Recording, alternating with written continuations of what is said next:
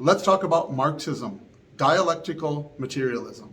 It is rightly called a dialectic because that is what it is. It is a dialogue. It is a narrative. It is an internal discussion by which you assign meaning to everything in the universe within the structure that Marxism has taught you.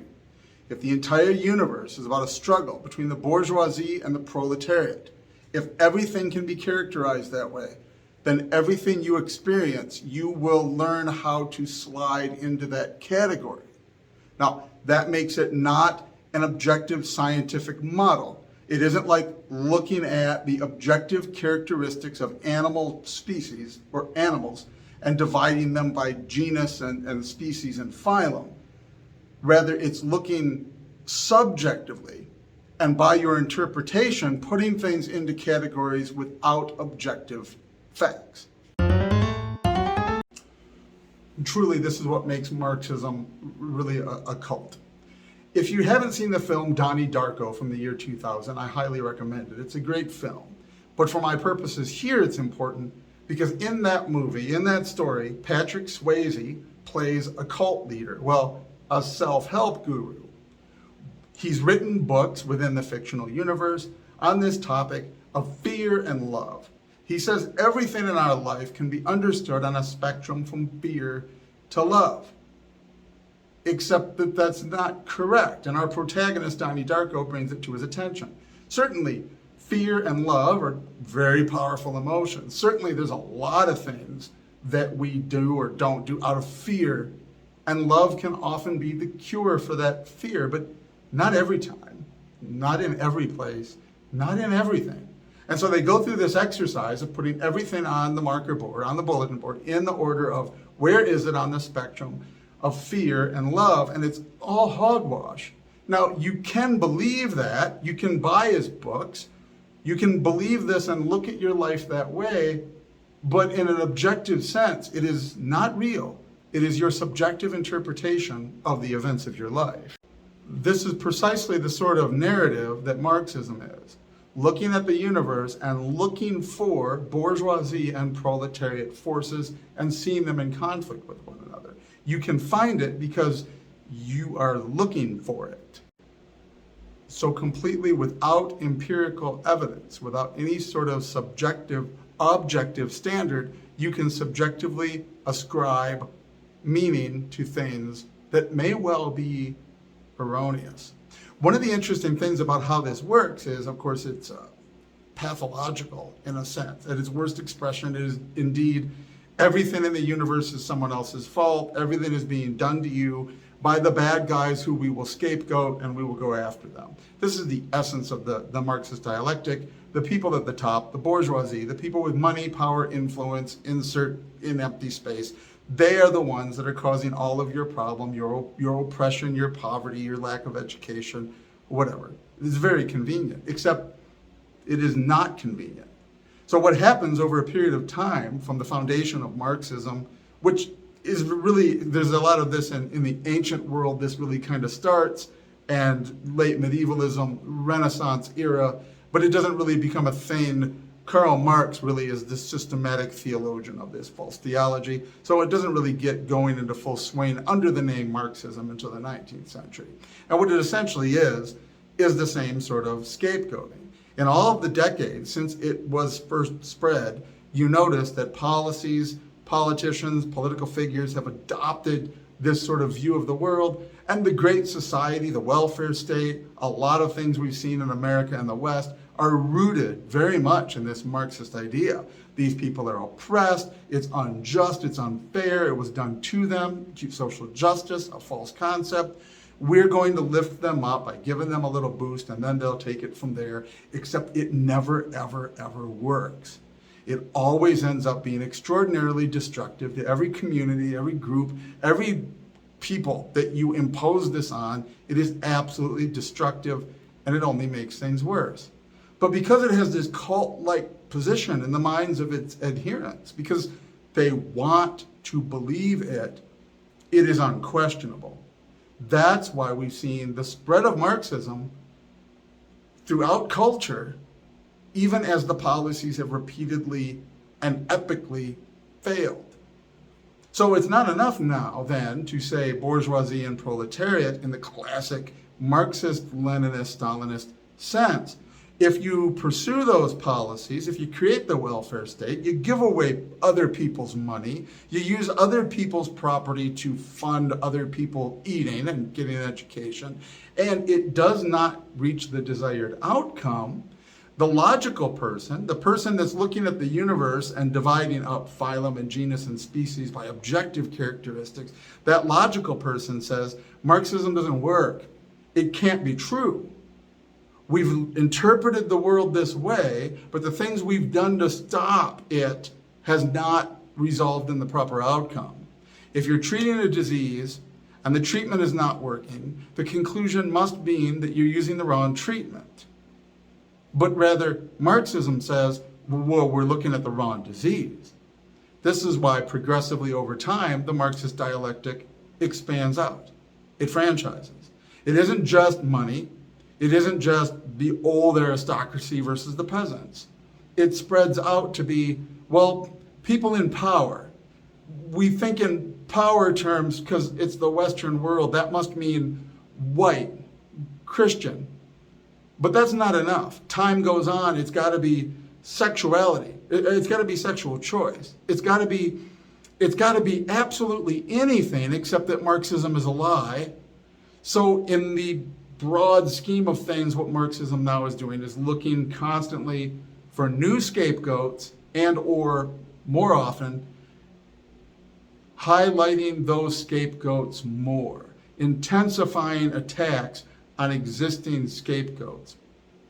They're so incapable of dealing with the world as it is and looking at things objectively that, notice what I just said, talking about looking at things objectively is now racism. Saying let's look at statistics is racism. Saying mathematics adds up is bigotry. You can't say that. And in fact, when someone says you're a racist, all white people are, you're not allowed to protest that because of your white privilege, because you don't have the position to question their lived experience. Get that? The narrative, not the objective reality. You have no place to question what they've made up about you and chosen to believe. You're not allowed to question it, besides which you're white, which means you're such a horrible, horrible person in this dialectic, you can't even know. You're not aware of your inherent racism that is part of you biologically. So you don't even know that you're bigoted against the person when you're telling them that it's not about racism, it's about something else. The convenience of scapegoating groups and individuals to a degree that they have no right to protest, this is incredible. There are plenty of historical conspiracy theories that I'm not allowed to cite on Facebook and YouTube. But let's see. But if you say a certain religious group oppressed in Germany in the 30s and later, right, everything in the world is their fault. Therefore, every time you see one of them on TV, in a newspaper, wrote a book, it's just further proof that it's true. If you believe that inner earth reptilians are controlling our politicians or even posing as human and being our politicians, every bad episode with makeup that is caught on camera is proof that they're scaly underneath. Because you already know. And if you already know, then you will only find evidence that supports your point. Marxism is a story. It's a narrative. It's a way of telling stories about the things around you in the world and making it make sense to you.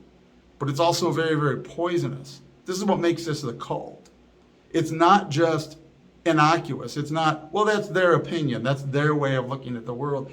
But they've been taught a way of looking at the world that is inherently destructive because it is to the exclusion, the complete exclusion of objective reality whatsoever, and now input or feedback from anybody who might be able to say, no, dude, Shaggy, Scooby, what's under that mask is actually not a monster. Part 2. Now there are those that would say, well, that's just like if Marxism is giving you a way of looking at everything around you and interpreting it into a context that you called it a cult. That's just, religions do that. Lots of political ideologies do that. Why be so severe and harsh about it? Well, the problem is, not every religion is like that, and I would say no religion is like that. Cults are like that, and I think this is the crossover from any political ideology and religion to cult status. Because a religion does not teach you to look at the universe presumptively through this lens that it has to encompass everything that ever happens to you and that you ever know. If it does that, it's a cult. Christianity is an example as a Christian. The Bible gives us all sorts of information about the creation of the universe, who God is, and how we are connected to God through his church, through Jesus Christ. That's what it's about. There is not in the Bible anything about the chambers of the heart, my circulatory system, how to divide genus, phylum, and species, black holes, right? And a cult version of Christianity, and there are cults that pretend to be Christian, says things like, you're not a real Christian unless you believe the earth is flat, because the Bible says so. Which, of course, it doesn't, but you can't, separately. You can't use zippers and be a Christian because they're not described in the Bible. Yeah, but because they're not, they also don't say that, it doesn't say that you can't. But when you take a cult view, you take something like a religion or a political ideology, you make it so completely mind-controlling and numbing that people are not even exposed to the other things out there, right? So yeah, as a religious person, if I meet aliens on another planet, I'll be curious about what they know about God, and I won't assume that my beliefs are wrong, but I'm going to ask them about it. I'm not going to be like, they're clearly demons pretending to be. I mean, that's cult behavior. That's cultish when you have this extreme that you cannot be exposed to things that really don't have to do directly with your religion or your belief system. You got to know more about it to know, based on those principles, how you incorporate it into your life, whether you're going to eat that or drink that or inject that or hang out with those people. But that's a whole different matter. The cult gives you a preemptive context that will be the prism through which everything must be seen. Everything goes into the category of angelic or demonic, you're probably in a cult. If everything goes in the category of bourgeoisie and proletariat, you're probably in a cult. If everything is about all white people are evil, I mean, this is one of the first logical fallacies, right? Anytime you say all of anything, that little red flag should go up. That only applies to direct characteristics, like water is always wet. By definition, water is wet. Most things in the world, and especially social science stuff, you can never say all white people are racist, all black people are this. You can say all black people are black because that's the characteristic. All white people are white. Assigning these weird characteristics to people, that's the first sign of these logical fallacies, but this is the dialectic. Putting things immediately into categories based on this. And imagine believing that not only do you know what I think and feel, you know it more than I do. You know it when I don't know it about myself. In a system like that, let's just pretend for a minute, in a system like that, how would you ever learn anything? I mean, let's say you believe all white people are racist. Maybe someday, somewhere, somehow, some white person left alone in the woods wanders out with no knowledge of race and is not a racist. How would you ever find that out? You couldn't find that out. You couldn't know that because you've already decided that all white people are the same. The dialectic, the narrative, the internal dialogue, the self-fulfilling prophecy that says everything must be precisely what I already think that it is, there's no room to learn or grow or change, which is precisely, this is Karl Marx's revolutionary awakening. The idea of the proletariat and teaching class consciousness. It is now spread out to gender, to race, to whatever insert, but now if you don't If you didn't want Aunt Jemima to get fired and Uncle Ben to be demoted, then you're an Ismarchiobiist and blah, blah, blah, insert whatever in there. The pre-knowledge of everything based on what you've already decided is true before you ever even encounter the evidence. People like to talk, especially in America and the West today, about political extremism and how the different sides are so polarized and everyone's against each other.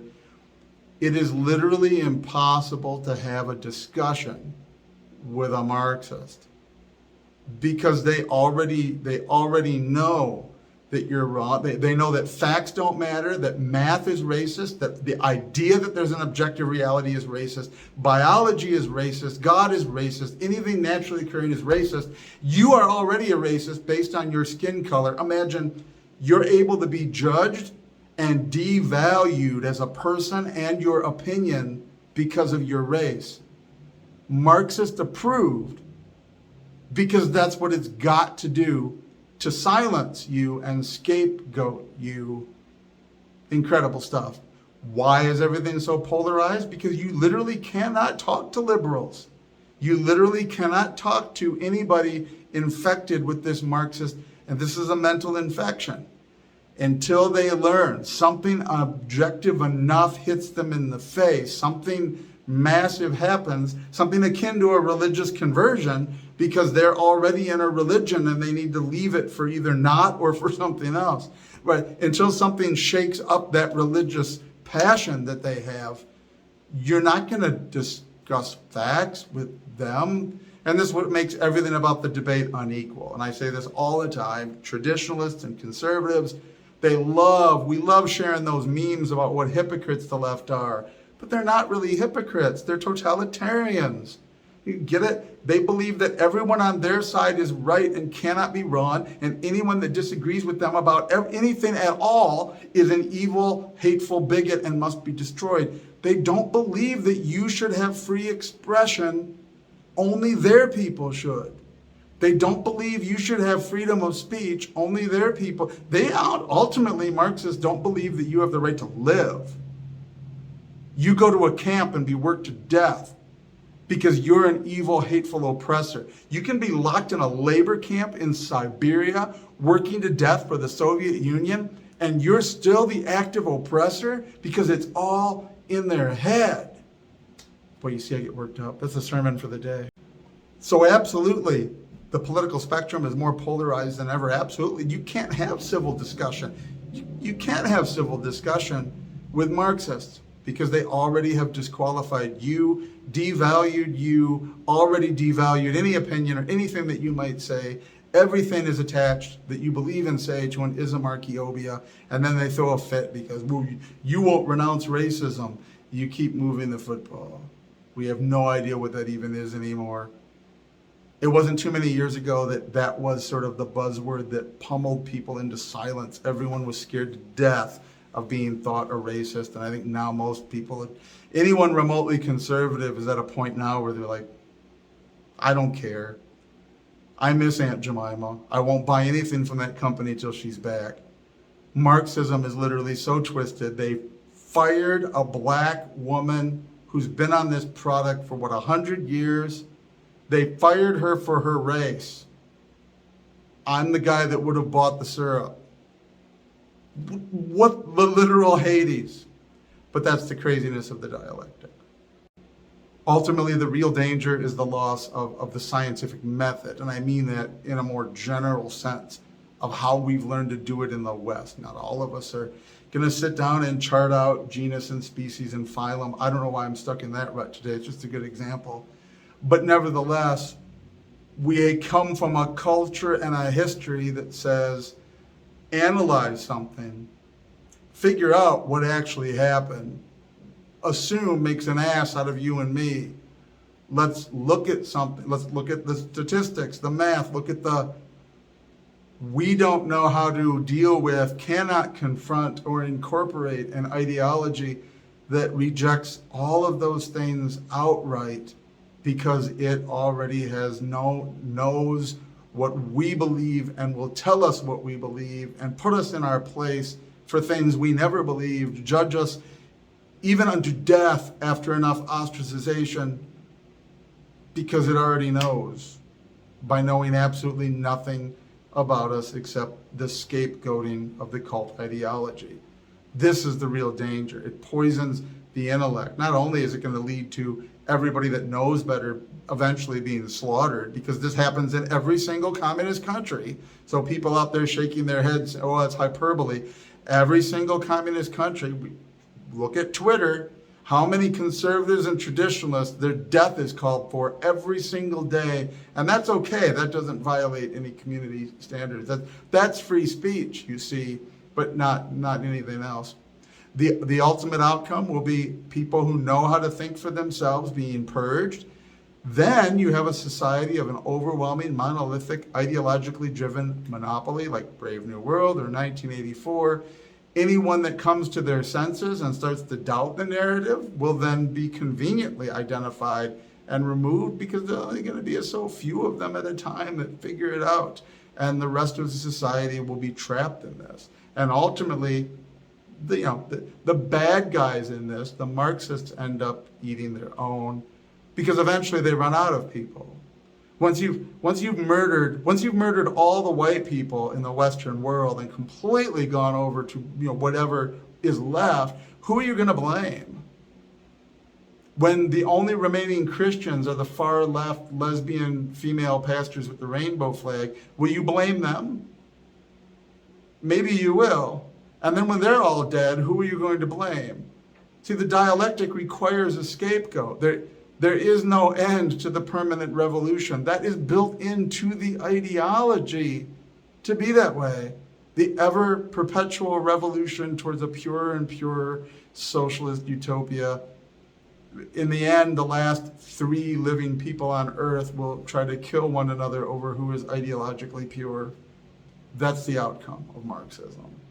One of the longest videos I've done in a while. Why is this relevant? The sort of thing that I think about as a former political science and history major, theology major, the things I dwell on.